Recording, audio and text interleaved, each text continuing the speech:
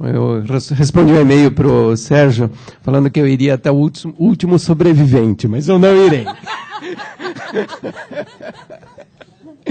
Mas eu vou realmente falar muito rápido, especialmente porque acho que as exposições aqui que me antecederam foram muito boas.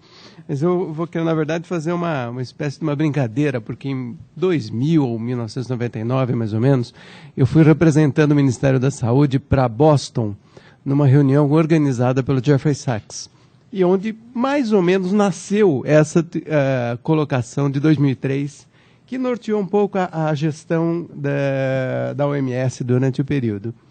E, francamente, eu me senti assim, completamente em depressão intelectual.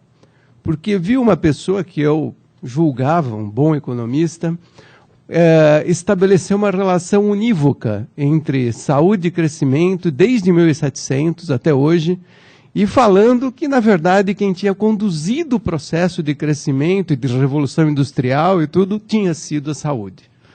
Aí eu falei assim, bom, eu não entendo realmente de mais nada, se isso é verdade. Felizmente, algumas pessoas se insurgiram na plateia que era qualificada, mas o Jeffrey Sachs foi absolutamente liso. Não, ele não se abalou.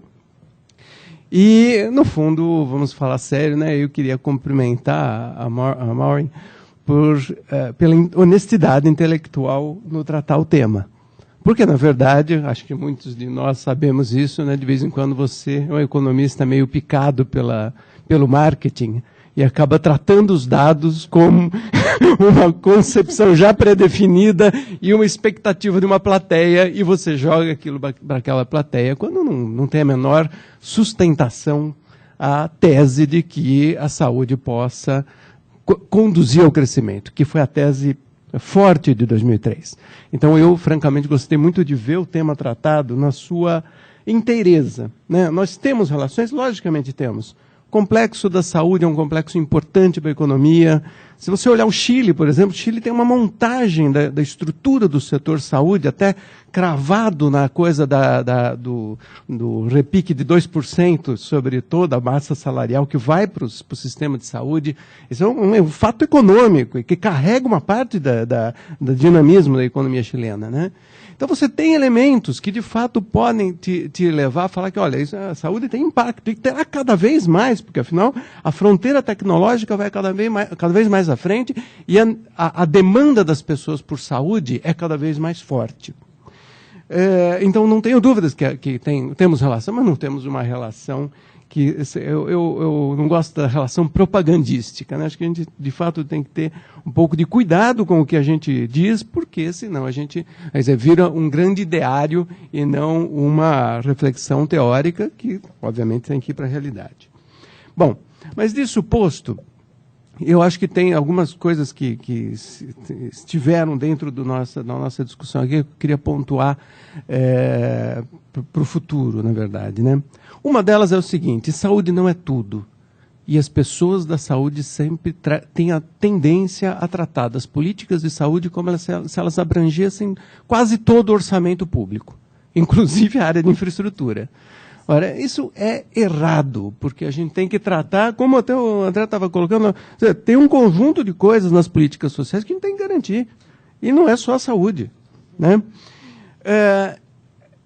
Vejam que, e aí tem uma coisa que a Maureen colocou muito bem, dizer, em cada um dos momentos de uma sociedade, eu acho que a gente tem que tomar decisões sobre qual é a abrangência das políticas que a gente vai ter e quais são os compromissos políticos que eu tenho com essa população.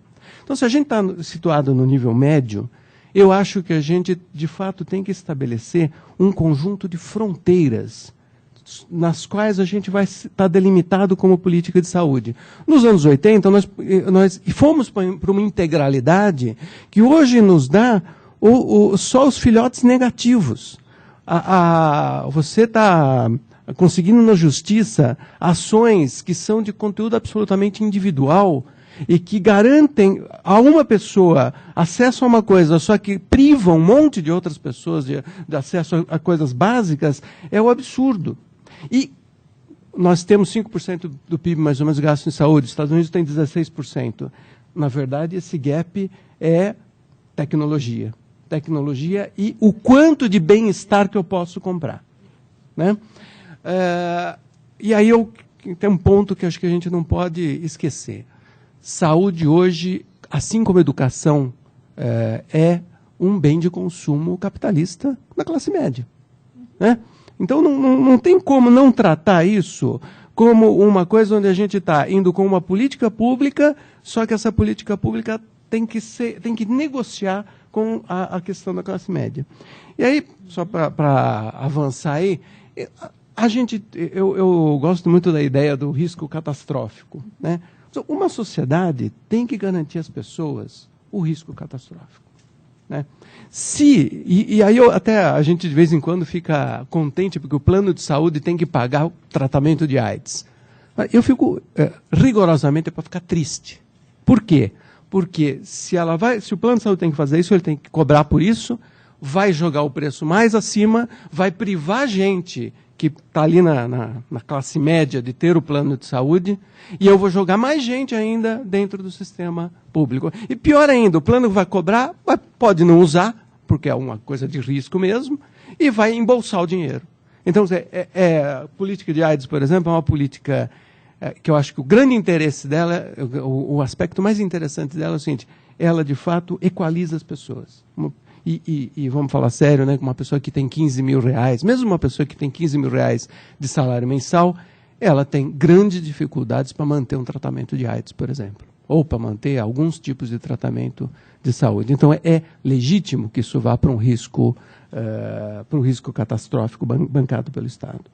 Agora, essa negociação, essa construção das fronteiras, em que o público, até onde a política vai, até onde o público vai, né? Essa é uma coisa que a sociedade brasileira acho que não se aprontou para isso. Então, o Chequim estava outro dia lá na Fundap falando de Previdência, a gente estava tocando no aspecto do sujeito que se aposenta aos 70 anos, que se morre aos 70 anos aposentado e deixa a pensão para uma mulher de 20 anos. Ora, isso é um absurdo. Né?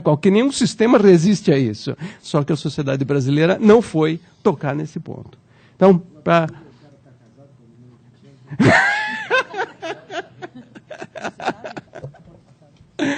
Então, de fato, amadurecimento de sociedade, e aí do ponto de vista, isso depois se retrata no ponto de vista das finanças públicas e do acesso às políticas, eu acho que, obviamente, é a gente caminhar no sentido de efetivamente definir as fronteiras. É universalidade integral? Não, é universalidade que eticamente a sociedade identifica como universalidade. Muito obrigado.